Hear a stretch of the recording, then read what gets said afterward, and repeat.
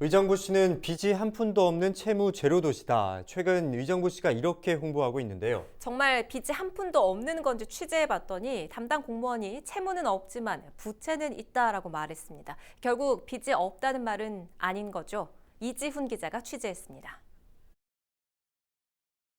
공공재정연구기관인 나라살림연구소가 최근 발표한 보고서입니다.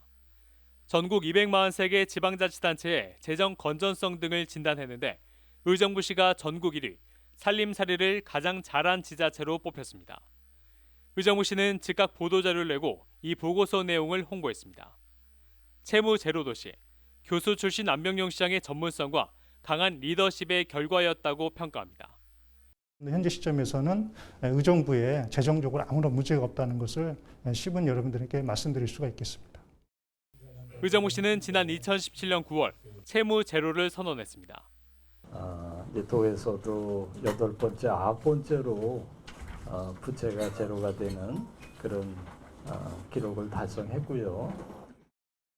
하지만 당시 시의회에서조차 이를 인정하지 못하겠다는 목소리가 나왔습니다.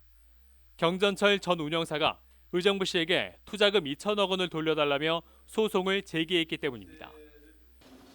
경전철 사업에 투자해야 할 의정부시 부담금을 통합관리기금에서 돈을 빌려 사업을 추진한 사항이므로 경전철 사업 특별회계에는 채무가 있다라는 게 본 의원의 판단입니다. 의정부시는 투자금을 돌려줄 수 없다고 버텼습니다. 때문에 채무가 발생했다고 볼 수 없다는 입장이었습니다. 2년여의 법적 공방 끝에 나온 1심 판결. 재판부는 운영사의 손을 들어주면서 의정부시가 운영사에게 1,200억 원을 돌려주라고 판결했습니다. 의정부시 한 해 예산의 10% 가까운 돈입니다. 지방자치단체의 재무회계 운영 규정입니다.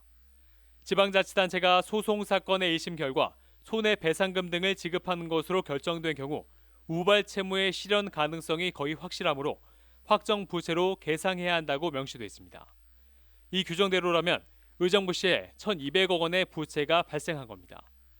의정부시는 부채가 있다고 해서 채무 제로가 틀린 것은 아니라며 부채와 채무의 의미가 다르다고 밝혔습니다. 그러니까 채무는 순수히 지방채를 발행했다거나 어떤 보증채무 부담행위가 있다거나 그런 경우만 해당이 돼서 채무에는 해당이 안 되지만 부채에는 해당이 되는 건 거죠, 이게. 하지만 일각에선 채무 제로를 빚이 없다는 식으로 포장해선 안 된다는 지적이 나옵니다. 지자체들은 부채라고 하는 빚을 여전히 가지고 있기 때문에 지역 주민들에게 설명을 할 때는 향후 중장기적으로 갚아야 되는 빚에 대해서도 좀 더 솔직하고 명확하게 설명을 할 필요가 있다고 생각합니다. 한편 나라살림연구소는 보고서 작성 당시 의정부시의 경전철 투자금 반환 이슈는 결과값에 반영되지 않았다고 밝혔습니다.